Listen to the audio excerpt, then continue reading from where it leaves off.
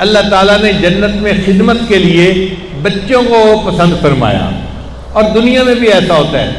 آپ غور کیجئے، کنگ سلمان، محمد بن سلمان ہمارے ملک میں آئے، اب ملک میں کوئی بندے کم تو نہیں تھے، لیکن ایئرپورٹ پر ان کو پھول پیش کرنے کے لیے 2 چھوٹے چھوٹے بچوں کو بھیجا گیا۔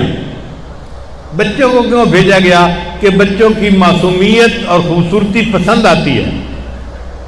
تو کنگ سلمان نے ان بچوں کو بوسہ دیا اور ان کے ہاتھ سے پھول وصول کیے۔ اگر دنیا میں لوگ بچوں کو خدمت کے لیے پیش کرتے ہیں تو اللہ نے بھی جنت میں ان جنتی بادشاہوں کے لیے چھوٹے چھوٹے بچوں کو خدمت میں مامور کر دیا۔ مفسرین نے لکھا ہے کہ یہ تو یا تو ایمان والوں کے چھوٹے بچے ہوں گے، ایک روایت یہ ہے، اور دوسری روایت یہ ہے اللہ نے ان کو پیدا ہی اسی عمر میں اسی حال میں کیا ہوگا خدمت کے لیے۔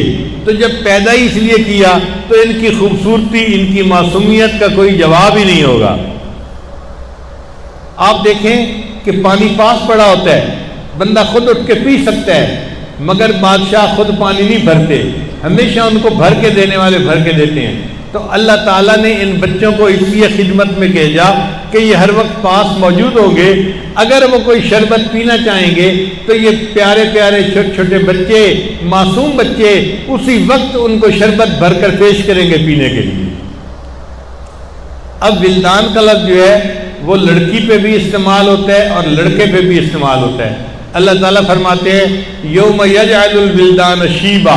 اب یہاں پہ صرف یہ نہیں کہ لڑکے بوڑھے ہو جائیں گے، عورتیں بھی بوڑھی ہو جائیں گی، تو ولدان کا لفظ دونوں پہ استعمال ہوتا ہے۔ تو اس کا مراد یہ کہ اس سے مراد صرف یہ نہیں ہے کہ قیامت کے دن لڑکے ہوں گے، عین ممکن ہے مردوں کی خدمت کے لیے معصوم لڑکے ہوں اور عورتوں کی خدمت کے لیے معصوم لڑکیاں ہوں جو ان کی خدمت کر رہی ہوں گی۔ بے اکواب و اواریق، پیالے اور جگ لیے ہوئے، وکأس من معین، اور جام صاف ستھری شراب کا، لا یصدعون عنہا ولا ینزفون، نہ اس شراب پینے سے درد سر ہوگی اور نہ عقل میں فطور آئے گا۔ یہ جو دنیا کی شراب ہے نا، اس کو حرام اس لیے کیا گیا کہ اس کی وجہ سے انسان کی عقل میں فطور آ جاتا ہے اور انسان